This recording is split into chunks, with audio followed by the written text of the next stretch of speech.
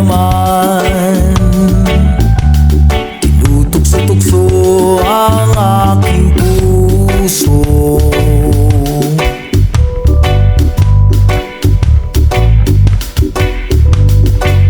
Heto na nga, may stock pa pala kaming alimango sa rep. Pinakuluan ko na sa Sprite para maluto mamaya. Sayang at isang piraso na lang to. Panigurado agawan na naman mamaya. No! God, please, no! Naggisa lang muna ako ng luya, bawang at sibuyas para mas malesin yung lansa ng alimango. At the same time, mas mabango yung gata niya. Iba rin talaga ang hatid ng paggigisa. Parang hatid ng pagmamahal niya. Nilagay ko na rin pala yung kalabasa at sitaw. Ginisa ko lang ng konti. Tapos nilagay ko na yung bida-bida nating sahog. Sinunod ko na rin pala yung pangalawang gata. Binudburan ng asin sa kako tinakpan. Nung medyo natuyo na yung sabaw, hinalo ko lang ng bahagya. Medyo mataba pa naman tong alimango. Kaya dito palang malasa na to dahil sa aligi. Nilagay ko na rin dyan yung talong sa kamalunggay. Siling green at pula.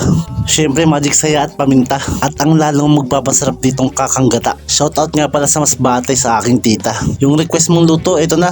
May halong pagmamahal yan gaya ng sabi mo. Mahal ng mga sahog nito. Uy, luto na. Bye! La